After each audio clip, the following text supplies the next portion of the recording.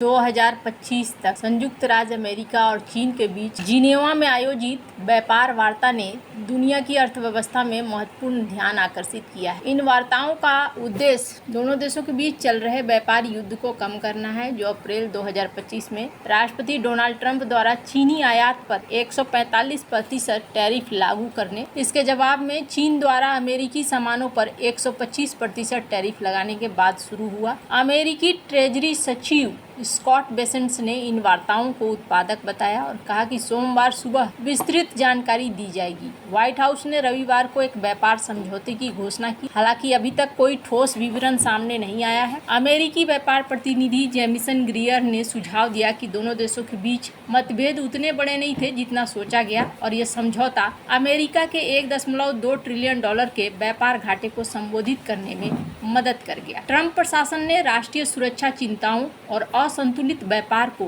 राष्ट्रीय आपातकाल के रूप में देखते हुए टैरिफ लगाए। इसमें 20% टैरिफ विशेष रूप से फेंटानिल प्रवाह को रोकने के लिए लगाए। चीन ने न केवल जवाबी टैरिफ लगाए बल्कि महत्वपूर्ण खनिजों पर निर्यात नियंत्रण को बढ़ा दिया। चीन ने वार्ता में सख्त रुख अपनाया है, जिसमें एक तरफा टैरिफ हटाने की मांग की गई। हालांकि फेंटानिल प्रवाह पर कार्रवाई जैसे प्रोत्साहन की पेशकश की जा सकती है। ट्रंप ने 80% की बात की थी, जो 145% से कम है, लेकिन अभी भी बाधाएं हैं। कहा जाता है कि पाकिस्तान की हालिया आक्रामकता के पीछे चीन का हाथ हो सकता है।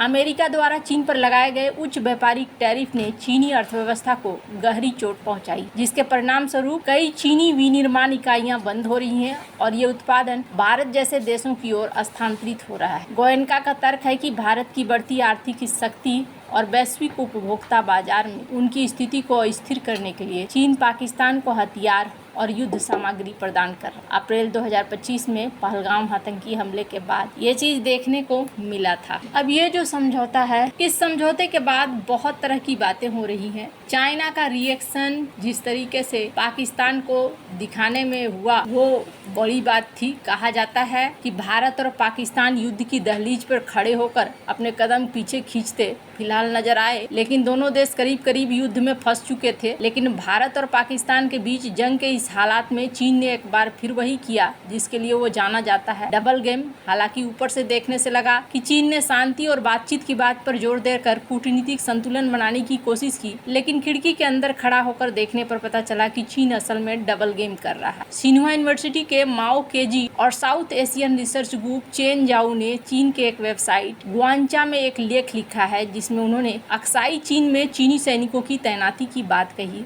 और लिखा कि ये चीनी सैनिक असल में भारत और पाकिस्तान के बीच जंग को रोकने के लिए है। इस लेख में दोनों ने भारत पाकिस्तान के तनाव के बीच चीन की डिप्लोमेसी के बारे में समझाने की कोशिश। उन्होंने लिखा कि कुछ हद तक भारत की कार्रवाई से पहले पाकिस्तान के लिए मजबूत समर्थन जारी कर चीन भारत के आक्रमण को रोकना चाहता था, लेकिन जब एक बार भारत ने कार्रवाई शुरू कर दी, फिर ऐसे बयानों के लिए कोई जगह नहीं रह जाती। इसके बाद बीजिंग ने कड़ी चेतावनी जारी करने की जरूरत नहीं समझी। इसके बजाय वो बातचीत का आग्रह करने लगा, शांति की बात करने लगा, लेकिन उसने अक्साई चीन में सैनिकों की कथित तौर पर तैनाती कर दी।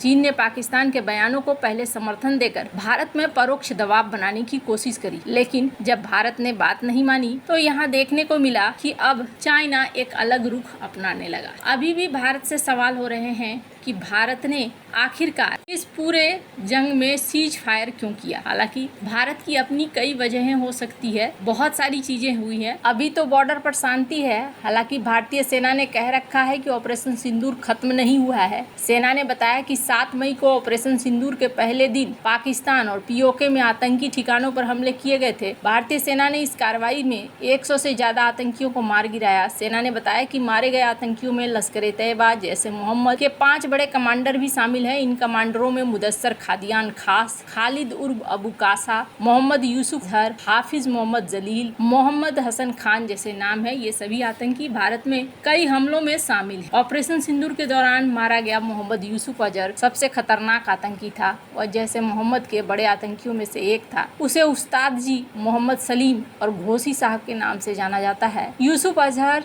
JEM के संस्थापक मसूद अजहर का रिश्तेदार था। वह 1999 के IC-814 हमले में भी शामिल। तो यहाँ देखने को मिल रहा है कि भारत ने अपना एक बड़ा रोल निभाया और इसके बाद ये भी देखने को मिल रहा है कि अभी आगे क्या पाकिस्तान को झुकना पड़ा या फिर भारत को झुकना पड़ा, या पाकिस्तान को बचाने के लिए अमेरिका ने चाल तो नहीं चल दी। अमेरिकी राष्ट्रपति डोनाल्ड ट्रंप 10 मई को शाम को सोशल मीडिया पर एक पोस्ट किया और भारत पाकिस्तान के बीच समझौता हो गया है। इसके बाद पाकिस्तान की तरफ से तस्वीरों में जश्न सा माहौल था, जबकि भारत में जैसे चुप्पी साध ली गई। पाकिस्तानी प्रधानमंत्री शहबाज शरीफ ने इसे अपनी जीत बताते हुए पाकिस्तानी सेना को बधाई तक दे डाली। पाकिस्तान में मनाई जा रही खुशी समझौते की है या फिर कि ट्रंप ने हार से बचा ली, भारत के लोग किस नजरिए से देख। ये मसला दोनों देशों के बीच था तो ट्रंप ने इसकी घोषणा की। क्या इसका संदेश यह है कि ट्रंप हर हाल में पाकिस्तान को बचाना चाहते थे? वैसे चीन भी ये नहीं चाहता था कि भारत पाकिस्तान टकराव जारी रहे, क्योंकि कुछ मामलों में उसकी भद्द पिट रही। अमेरिका ने उसकी इच्छा पूरी कर दी। तो क्या पाकिस्तान मसले पर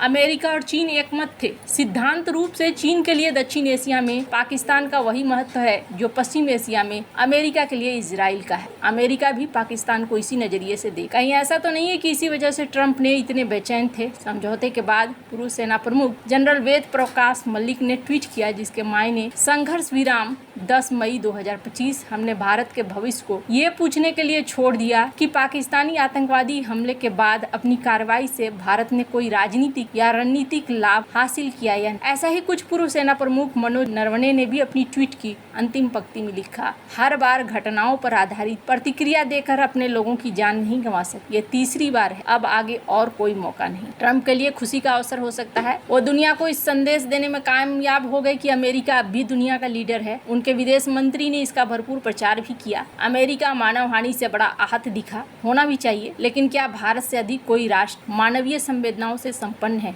स्पष्टतया नहीं। 1990 के दशक से ही भारत दुनिया को पाकिस्तान की आतंकी हरकतों का सबूत देता चला आ रहा है, पर किसी ने नहीं सुनी। लेकिन जैसे ही 9/11 की घटना हुई, अमेरिका को आतंकवाद के खिलाफ जंग छेड़ दी। अमेरिका ने जब काबुल में तबाही फैलाई तो क्या आम अफगानी नहीं मरे? काबुल के बाद अमेरिका ने बगदाद को निशाना बनाया, जिसका कोई औचित्य नहीं था। वहाँ उसे सद्दाम हुसैन की तरफ से कुछ खतरे दिख रहे थे। उसने बगदाद को ध्वंस कर दिया। दुनिया उस समय मौन थी, तालियां बजा रही थी। दुनिया इस बात पर भी मौन रही कि दक्षिण एशिया में आतंकवाद का एपिक सेंटर है पाकिस्तान। उस पर कोई यह स्थापित हो चुका है कि पाकिस्तान ही एशिया में आतंकवाद की जड़ है, लेकिन अमेरिका ने अफगान वॉर में उसे सिपहसालार बना दिया। ये बात तो अमेरिकी सेना के जनरल डेविड पेट्रास ने भी कही थी कि अलकायदा, पाकिस्तानी तालिबान, अफगान तालिबान, TNSM, इनके बीच सिम्बायोटिक रिलेशनशिप है। फिर भी अमेरिका खामोश रहा। अंतर्राष्ट्रीय मीडिया की खबरें बता रही हैं कि पाकिस्तान काफी दबाव में था। अमेरिकी अखबार वॉल स्ट्रीट जर्नल ने लिखा कि भारत ने आतंकी संगठनों पर कार्रवाई करके पाकिस्तान को यह संदेश दे दिया कि अब वो ऐसे हमलों को बर्दाश्त नहीं करेगा। यहाँ तख्ता पलट की मांग भी पाकिस्तान के अंदर जा रही है। कहा जा रहा है कि जिस तरीके से माहौल बना, पाकिस्तान अब पूरी तरीके से फंसा हुआ नजर आ रहा है। वैसे आपको क्या लगता है? कमेंट कर जरूर बताएं। जल्द मिलते हैं अगले वीडियो में नई खबर के साथ।